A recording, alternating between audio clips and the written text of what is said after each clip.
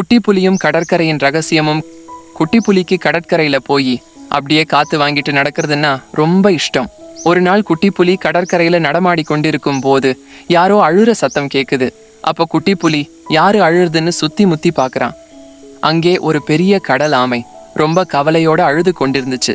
நம்ம குட்டி புலி மிருகங்க பறவைங்களோட பேசுற சக்தி கொண்டவன், நல்ல புத்திசாலியும் கூட.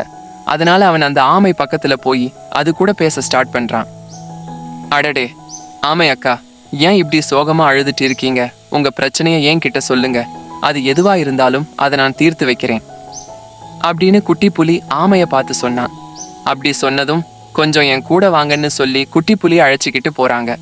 கொஞ்ச தூரம் போனதும் ஒரு இடத்துல நிக்கிறாங்க. ஆமை குட்டி புலிய பார்த்து, என்னோட முட்டைகள் எல்லாமே நான் இங்கதான் புதைச்சி வச்சிருக்கிறேன்.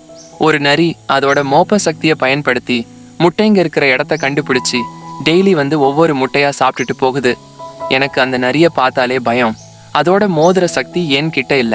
அதனாலதான் என் முட்டைகளை எப்படி அந்த நரி கிட்ட இருந்து காப்பாத்துறதுன்னு தெரியாம அழுதுட்டு இருந்தேன்னு சொல்லுச்சு. குட்டி புலி கொஞ்ச நேரம் யோசிச்சான்.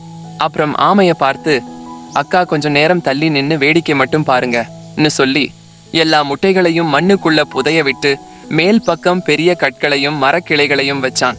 அப்புறம் குட்டி புலியும் ஆமையும் ஒரு இடத்துல கொஞ்சம் தள்ளி போய் ஒளிஞ்சு நின்னு நரி வர்ற வரை காத்துட்டு இருந்தாங்க. ரொம்ப நேரத்துக்கு அப்புறமா அந்த இடத்துக்கு நரி வந்துடுச்சு.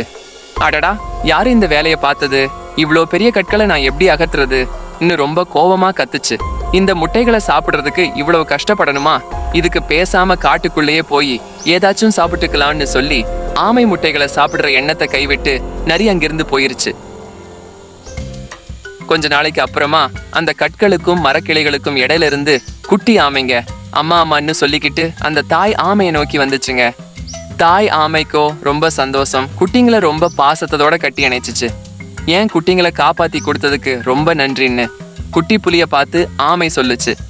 அதுக்கு குட்டி புலி, நம்ம பாதுகாப்பா இருக்கிறதுக்கு வலிமை அவசியம் இல்ல, புத்திசாலி தனம் தான் அவசியம் ஆமைய பார்த்து சொல்றான்.